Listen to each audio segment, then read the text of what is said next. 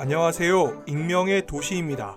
무작위성에 대한 맹목 시리즈의 세 번째 영상입니다. 영상을 시청하시기 전에 구독과 좋아요 부탁드립니다. 여러분들 중 아직 20대나 10대 혹은 30대 초반의 분들이 계신다면 종종 여러분들보다 나이 혹은 경험 많은 선배나 어르신 혹은 부모님들로부터 여러가지 조언들을 듣게 되는 경우가 있을 것입니다. 저도 학창시절에 선생님, 교수님 혹은 선배들로부터 여러가지 조언을 들었던 기억이 아직도 선명합니다. 그러한 충고 중에 기억이 남는 것들 중에 하나는 너무 튀지 마라, 튀어나온 못이 먼저 맞는다 라든가 혹은 너무 극단적으로 사고하지 말고 좀 더 균형 있게 합리적으로 사고하라 등이 있습니다. 특히 좀 더 균형 있게 합리적으로 사고하라 라는 말은 이 영상 시리즈의 주제를 생각해 본다면 사실상 쓸모없는 조언에 가깝습니다. 왜냐하면 실제 경험적인 현실은 절대로 균형 잡혀 있지 않으며 현실을 고려하면 합리성은 사실상 교과서에나 등장하는 표현에 가깝습니다. 그리고 이번에는 직업에 대한 이야기를 해보겠습니다. 여러분들이 10대 후반이나 20대 초반에 가졌던 고민들 중에 하나가 직업 선택에 관련된 고민일 것입니다. 어떤 직업을 갖는 것이 나의 미래에 도움이 될 것인지 혹은 돈을 많이 벌게 될지 이런 고민들을 했던 기억이 남습니다. 부모님들은 자신의 자식들이 보통 의사, 변호사, 공무원, 선생님과 같이 규모가 가변적이지 않은 직업을 선호합니다. 여기에서 규모가 가변적이지 않다는 의미는 일정한 시간에 받을 수 있는 고객의 수에 상한선이 있는 직업, 다시 말해서 노동시간에 따라 급여를 받게 된다는 의미이며 노동의 총량의 한계에 종속된다는 의미입니다. 예를 들면 제가 식당을 운영한다고 하면 아무리 멋진 식당을 연다고 해도 최고의 목표는 식당 내의 좌석을 가득 채우고 회전율을 최대화하는 것 이상일 수 없습니다. 여기에서는 연수입의 절대 액수가 얼마든 간에 증가율에 한계가 있을 수밖에 없습니다. 이러한 직업에서는 의사결정의 질이 아니라 줄기찬 노동의 양이 수입을 결정합니다. 그리고 이런 직업에서는 충분히 예상할 수 있는 일들만 일어납니다. 약간의 변동은 있지만 다른 수많은 날들의 수입을 합친 것보다 단 하루의 수입이 훨씬 더 많은 일은 일어나지 않는 것입니다. 이러한 일에서는 검은 백조가 출현하지 않습니다. 반면 어떤 직업에는 약간의 노력만 더하거나 혹은 전혀 그런 것 없이도 잘하면 수입 뒷자리에 0이 몇 개씩 더 붙을 수 있습니다. 오늘날 이런 특성을 가진 대표적인 직업은 유튜브 크리에이터입니다. 유튜브 크리에이터의 경우 뼈 빠지게 일을 할 필요는 없고 대신 치열하게 생각을 하면 됩니다. 다시 말해 좋은 컨텐츠를 하나만 잘 만들어도 소위 요새 유행하는 표현처럼 떡상할 수 있습니다. 이런 직업의 경우 100개를 만들거나 1000개를 만들거나 일하는 양은 크게 차이나지 않습니다. 예를 들면 주식 거래를 할 때 100주를 사든 10만 주를 사든 1000만 주를 사든 거기에 투입되는 노동의 양은 동일합니다. 음원을 판매하는 가수나 연주자, 영화배우라는 직업도 똑같은 속성을 가지고 있습니다. 매번 노래를 부르거나 연기를 하기 위해 현장에 나타날 필요가 없습니다. 작가도 마찬가지입니다. 해리포터의 시리즈의 작가 J.K. 롤링이 독자 한 사람 한 사람을 위해 똑같은 책을 써서 바칠 필요는 없기 때문입니다. 그러나 제빵사는 다릅니다. 그는 고객이 한 명 늘어날 때마다 빵을 추가적으로 더 구워내야 합니다. 이는 추가적인 노동이 전혀 없이도 수입을 10배, 100배 늘릴 수 있는 직업과 하나를 더 얻을 때마다 그만큼의 시간과 노력을 투입해야 하는 직업의 차이입니다. 물론 그렇다고 모두가 규모 가변적인 직업을 택해서는 안 됩니다. 이러한 직업들은 성공하는 경우에만 좋습니다. 여러분들도 아는 것처럼 한국에서도 1년에 수백 편의 영화가 개봉되고 수백 명의 가수가 음원을 발표하지만 성공하는 가수와 흥행하는 배우는 극소수에 불과합니다. 이러한 직업은 경쟁이 극심하고 괴물 같은 불평등을 낳고 너무나 우연적이며 노력과 보상 사이의 불일치가 너무나 큽니다. 몇몇이 파이의 대부분을 차지해버리고 나머지 대다수는 아무런 잘못도 없이 빈털터리 신세를 면치 못합니다. 오히려 대부분의 사람들에게는 규모 불변적인 직업이 더 나을 것입니다. 직업에는 두 가지의 범주가 있습니다.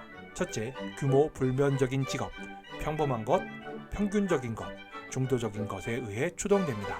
여기에서는 평범한 것이 집단적으로 과실을 얻습니다. 두 번째, 규모 가변적인 직업, 거인이 되거나 난쟁이가 되거나 둘 중 하나입니다. 조금 더 정확히 말하면 극소수는 거인이 되고 절대 다수는 난쟁이가 됩니다. 여기에서 잠시 음악 산업에 대해 이야기해 보겠습니다. 녹음 기술이라는 것이 발명되기 이전의 시대로 가보겠습니다. 녹음 기술은 20세기가 되어서야 대중화되었고 그 이전에 가수들은 공연장에서 노래를 하는 것이 그들이 돈을 벌 수 있는 유일한 방법이었습니다. 여기에서 독일의 작은 소도시에 거주하고 있던 오페라 가수 A씨에 대해 이야기해 보겠습니다. A씨는 자신의 도시의 중심지에 있는 작은 소극장에서 노래를 하면서 생계를 유지하고 있었습니다. 그가 거주하고 있는 도시에서는 대도시의 대형 오페라 하우스에 유명 가수들이 방문하지는 않았습니다. 따라서 A씨는 자신이 사는 도시에서는 늘 자신의 목소리를 필요로 할 것이라는 생각에 안심을 하고 있었습니다.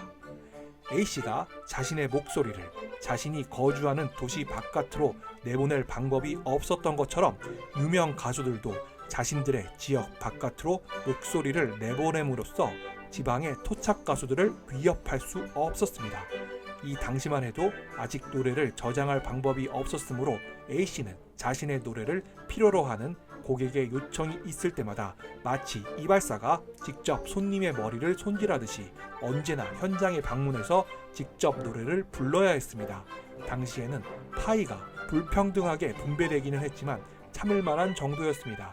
이 차이는 사람들의 체격 차이 정도의 불평등이라고 할 수 있었습니다. 파이는 조각조각 나뉘어져서 모든 사람들의 손에 쥐어졌습니다. 유명 가수들은 청중이 많은 대형 오페라 극장에서 노래를 하면서 더 큰 조각을 차지할 수 있었지만 그것이 A씨에게 그렇게 위협적이지는 않았습니다. 정리하면 불평등이 존재했지만 참을 만한 수준이었습니다. 이 시기에는 규모 가변성이 없던 시절이어서 청중을 2배로 늘리기 위해서는 노래를 2번 부르는 수밖에 없었습니다. 시간이 흘러서 녹음 기술이 발명되고 상업화되기 시작했습니다. 이는 엄청난 불평등을 초래한 발명입니다. 공연을 재생하고 반복할 수 있는 우리의 능력은 이제 제가 이탈리아나 독일의 유명 오페라 극장에 가지 않아도 그 공연이 담긴 CD를 듣거나 혹은 공연 실황을 담은 영상을 유튜브에서 시청할 수 있습니다. 이제 실력이 떨어지는 음악가는 공연장 대신 학생들이나 가르치는 신세가 되고 있습니다. 오히려 인간의 사회생활에 획기적인 변화를 가져온 것은 녹음기가 아니라 문자의 발명입니다. 우리는 문자를 통해 정보를 저장하고 재생산할 수 있었다는 점에서 문자는 위대하지만 불평등한 도구입니다. 그것은 한층 더 위험하고 고약한 인쇄기의 발명으로 인하여 더욱 증폭되었습니다. 인쇄기로 인해 책이 국경을 넘어 전파되면서 승자 독식 사회가 급속히 형성되었습니다. 여러분들은 이렇게 반박할 수 있습니다. 책의 확산이 불평등하다니 무슨 소리인가? 문자의 발명은 창작자가 에너지를 추가로 지출하지 않고도 이야기와 사상을 정확하면서도 무한히 복제할 수 있게 해주었던 것입니다. 이야기와 사상의 전파를 위해 창작자가 살아있을 필요도 없어졌습니다. 어떤 이유로든 일단 독자의 주목을 받기 시작한 작가는 순식간에 다른 작가들보다 더 많은 세상의 주목을 끌게 되고 그리하여 경쟁자들의 책을 서가에서 쫓아내버리게 되는 것입니다. 이와 같은 동일한 메커니즘에 의해 영화의 등장은 동네 배우들을 대체하며 그들의 사업을 문닫게 만들었습니다. 그러나 차이가 있습니다.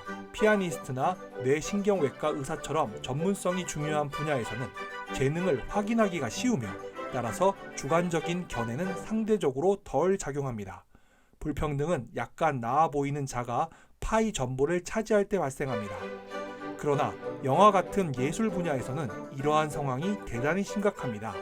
이 분야에서는 재능이 성공을 낳는 것이 아니라 성공이 재능을 낳습니다.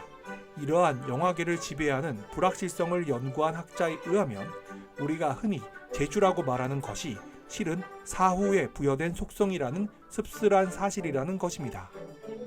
영화의 성공을 결정적으로 좌우하는 것은 일종의 감염 현상입니다. 비단 영화만이 아니라 폭넓은 문화 상품들이 그렇습니다.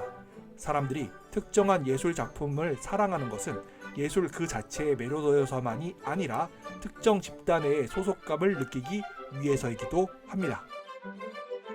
잠깐 화제를 돌려보겠습니다. 현재 세계 제1위의 부를 자랑하는 국가는 어느 나라일까요? 고민할 필요 없이 대부분의 사람들이 미국이라고 답할 것입니다.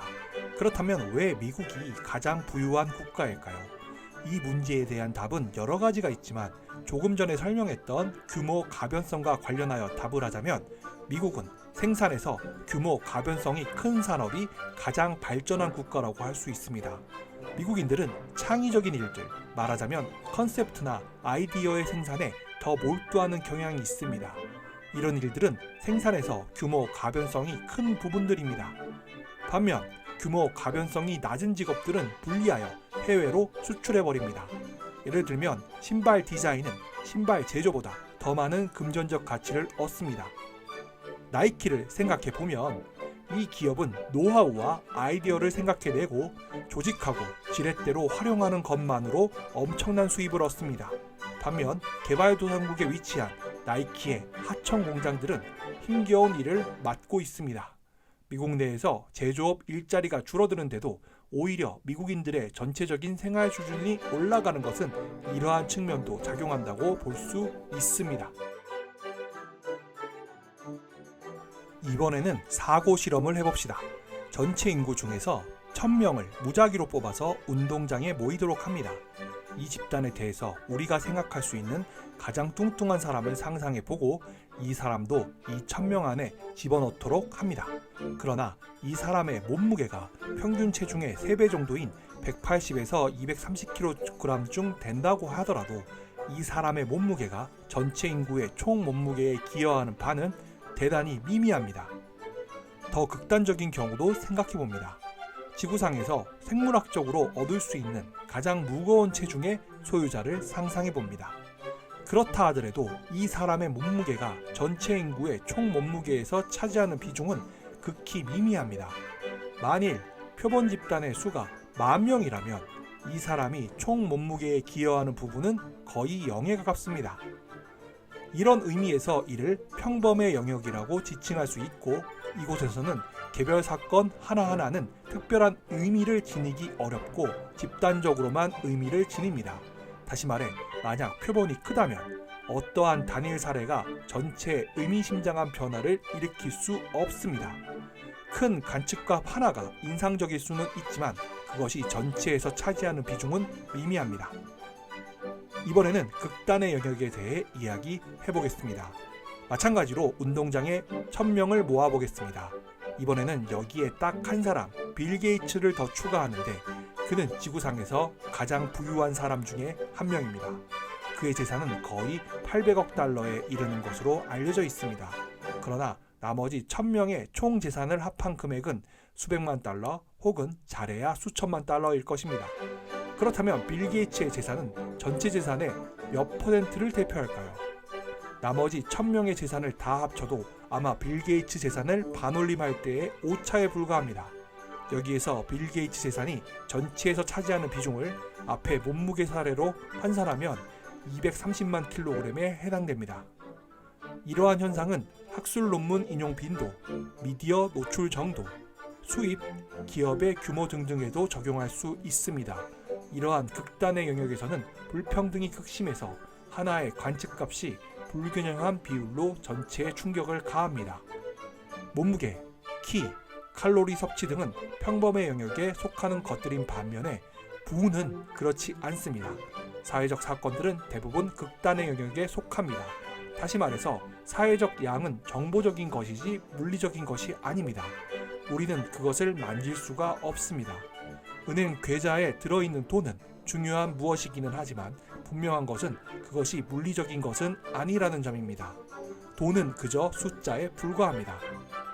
여기에서 주목해야 할 점은 현대기술이 등장하기 전까지만 해도 전쟁 역시 평범의 영역에 속했다는 사실입니다. 적을 한 사람 한 사람 처치할 수밖에 없는 시대에는 전사자 수가 많지 않았습니다.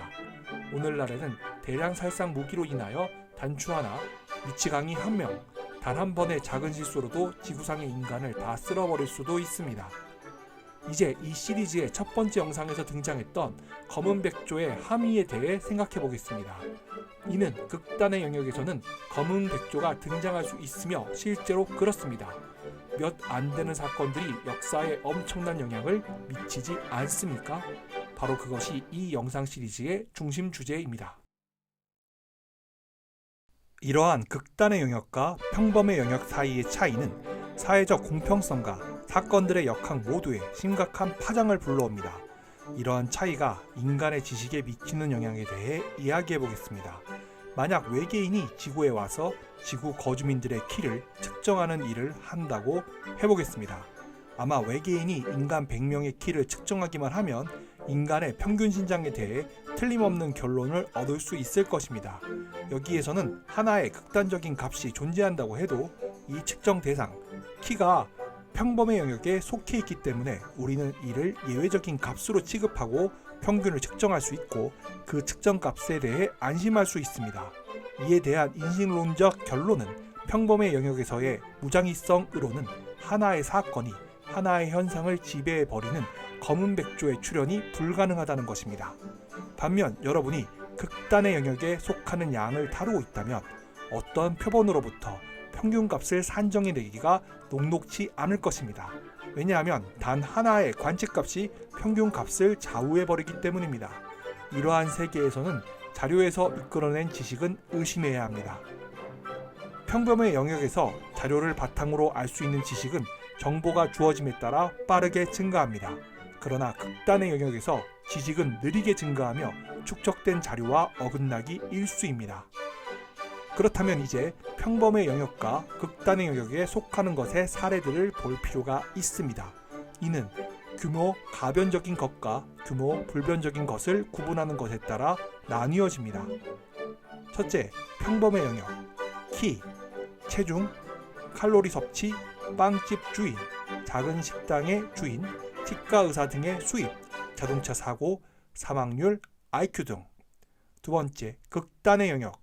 부, 소득, 작가당 책 판매 부수, 논문 저자당 인용 빈도, 유명 인사로서의 인지도, 구글에서의 검색 횟수, 도시의 인구수, 어휘의 사용 빈도, 특정 언어 사용자 수, 지진 사상자 수, 전쟁 사망자 수, 테러로 인한 사망자 수, 행성의 크기, 회사의 규모, 주주의 수, 생물 종들 간의 신장 차이, 금융시장, 상품의 가격, 물가 상승률, 경제 데이터 등등.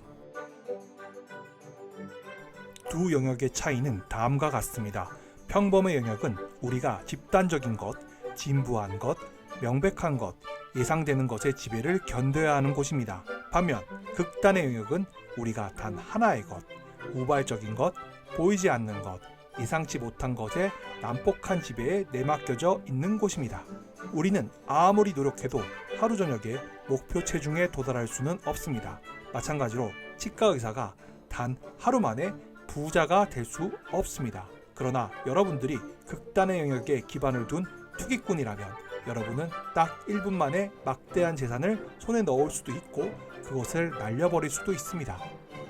극단의 영역이 곧바로 검은 백조를 뜻하는 것은 아닙니다. 희귀하고 심대한 결과를 초래하지만 예측 가능한, 특히 그런 사건들에 늘 대비하고 있는 사람들, 그것들을 파악할 수 있는 도구들을 갖춘 사람들에게는 예측 가능한 사건들도 있습니다. 그것들은 유사 검은 백조입니다. 과학적으로 웬만큼 추론해낼 수 있습니다. 이들의 출현을 알면 돌발 사건으로 인한 경악을 완화시킬 수 있습니다. 이것들은 규모 가변적입니다. 그러나 그것들은 상당 부분 자연의 법칙을 따르기 때문에 우리는 그것들의 규모가 어느 정도 변동하는지를 대략 파악할 수 있습니다. 오늘은 평범의 영역과 극단의 영역 사이의 핵심적 차이를 설명했고, 무엇이 극단의 영역에 속하고 무엇이 평범의 영역에 속하는지를 구분할 수 있는 방법을 설명하였습니다. 다음 영상에서는 평범의 영역과 극단의 영역 사이의 차이가 우리의 지식에 어떻게 영향을 미치는지를 이야기해 보겠습니다. 오늘의 영상은 여기까지입니다. 지금까지 시청해 주셔서 감사합니다. 이상 익명의 도시였습니다. 여러분의 구독과 좋아요는 영상 제작에 큰 힘이 됩니다.